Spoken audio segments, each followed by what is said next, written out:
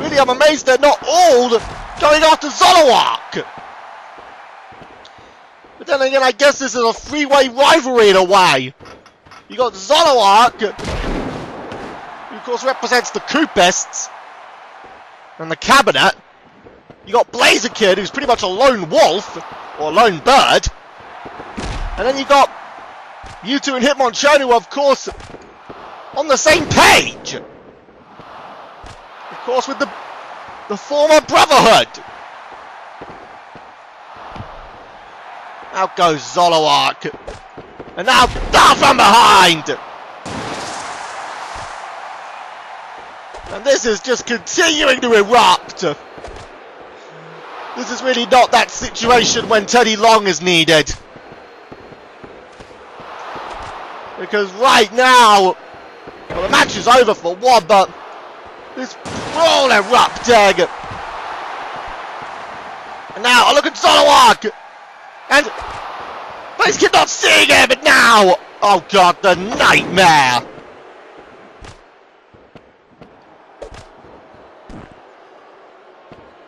And again!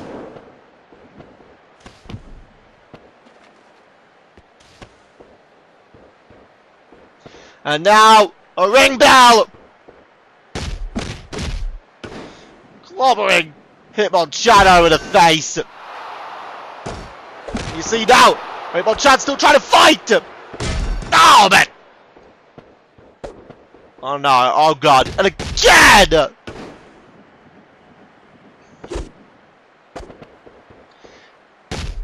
And again there!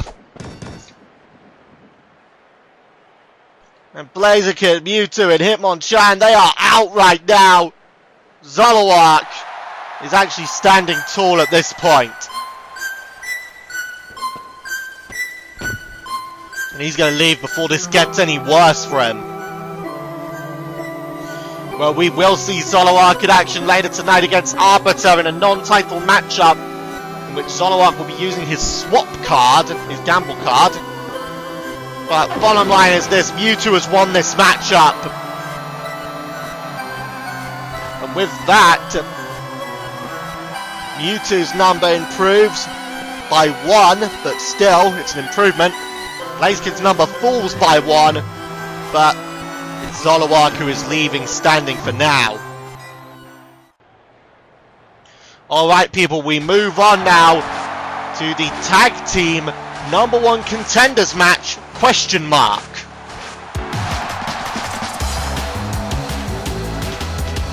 Because the winners of this match will have to wait until the main event tonight to find out if they are the #1 contenders.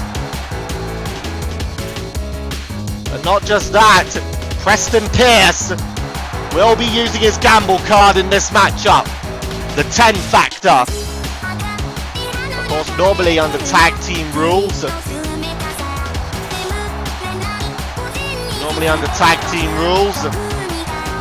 your number will improve by 2 should you win. Number would fall by 2 if you lost, but Preston Pierce wants to take a gamble and use his 10 factor card, meaning but for Preston Pierce, not for Silver, but for Preston Pierce only, if him and Silver win, Preston's number will improve by 10, but if they lose, then Preston's number falls by 10. And I have to question, really, Preston Pierce using this match to cash it in. I mean, what if it's the case that they lose, but it's Silver who takes the fall? That still means that Preston's number will drop by 10. However, he's made his choice, he can't turn back on it now. Here that you see Silver made his way to the ring. The Flash Knights. Of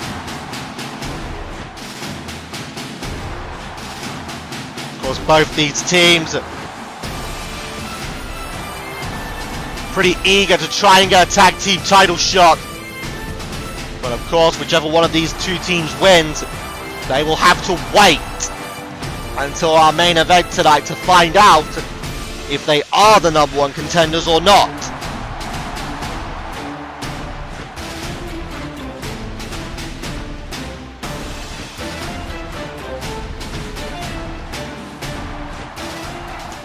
Because, of course, as I've already said, Phil and Austin have stated their intention to go after the gold.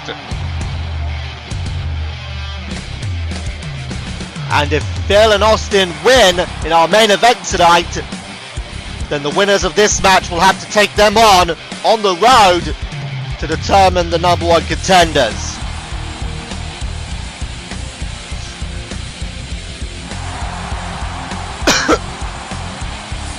But of course, the other thing I have to question is that Crash and Burn might be Phil Mean's last night in CXWI.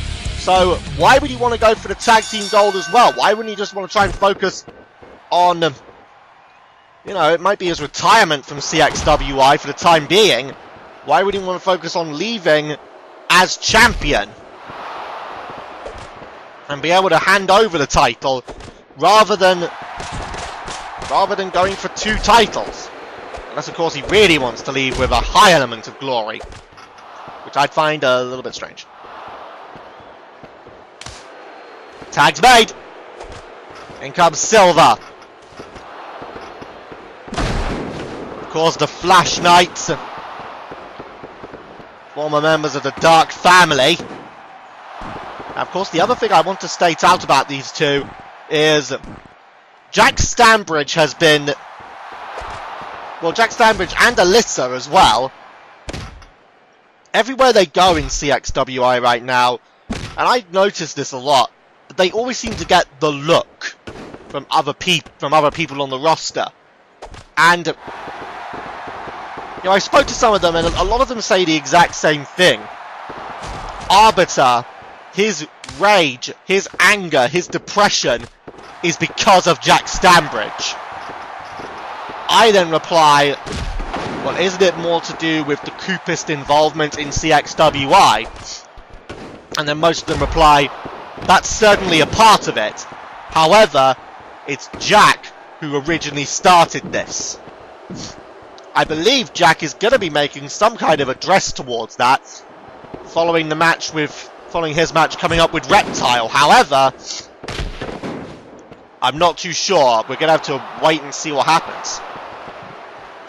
Hell, Reptile might beat Jack Stanbridge to a pulp. He won't be able to make any kind of address. That submission there broken up. Of course, that's one of the lethal things about the Wild Ones, is their 2 contrasting styles. Technical submissions in the form of the Wildcat, and then you got the Brawler and High Flyer. Not just that, but also a bit of a grappler in the form of Randy Lee.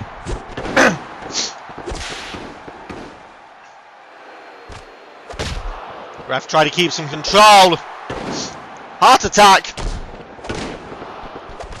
Now turns his attention to Randy Lee, puts him in a headlock. Evaded there, but missed the crossbody. Of course, I'm aware of the talent of both of these teams. They are both very, very talented people. Talented teams, excuse me. But, you know, at times it feels like, you know, you could tell the elements of a great tag team when they almost, you can almost think that they think with the same mind, and that they're on completely equal wavelengths. These two teams are, of course, shining examples. Of that theory. Preston, Pearson, Silver. The two of them have a lot in common. They're both pretty good high flyers. They're both pretty good on the ground. And Randy Lee and the Wildcat, they are polar opposites when it comes to the style of wrestling. But when it comes to what they focus on and what they want, and how they actually think, how they communicate, and how they perform their tag team maneuvers, those two are completely on the same wavelength. I mean, the last time that we had a team of that sort of caliber, that is, as if they fought on the same mind, they shared the same mind, and almost as if they were one person acting in two bodies. And that, of course, was a team that had Randy Lee as one of its members. And, of course, Randy Lee was teaming up with Lucario. A team that's still recognized today as the most celebrated tag team in CXWI history. And of course, Randy Lee, he's one of those individuals, he is a pretty active speaker against Cooperism. And it's of course because of what they've been doing. Oh! Silver there moving out of the way. That's of course of what Cooperism has been doing to Lucario. Flash DDT there. See right now the Flash Knight's taking control. Oh, just as I say that, Wipeout. But of course, despite the falling out between Lucario and Randy Lee that happened back after Golden Ambitions 3, I believe it was, when the two of them would lose to Edge and Christian.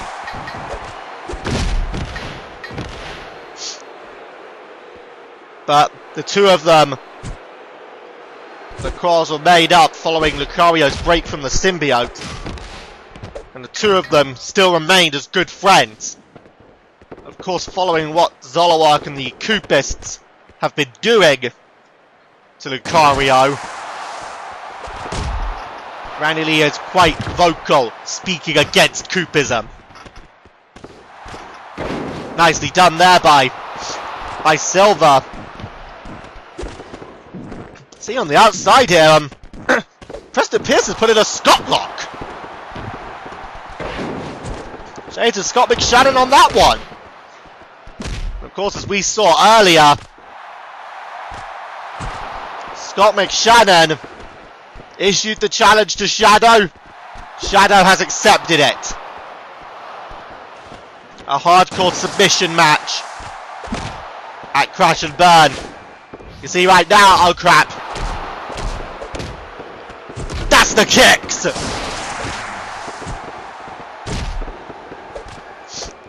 Now!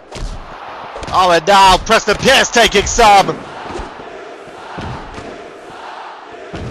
that's when Randy Lee is at his most lethal. Those kicks.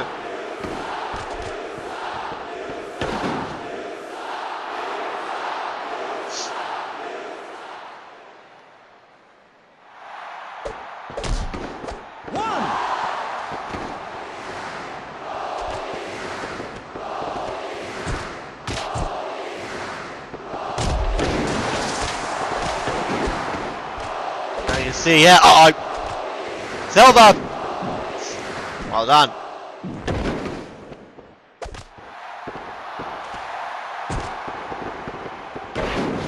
Nicely done. And Silver. Nice! And again and a flash DDT to Randy Lee. And now, tag made. Here comes Preston. And Preston, a cutter! I sort of went into another voice while doing that!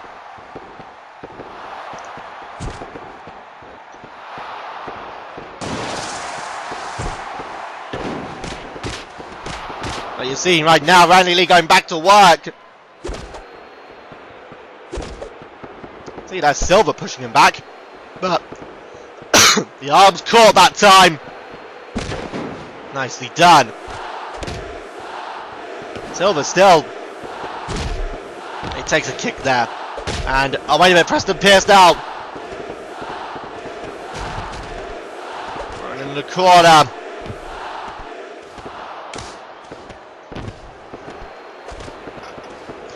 Oh man, double team coming up. Covered. Nicely done there, and the Wildcat now.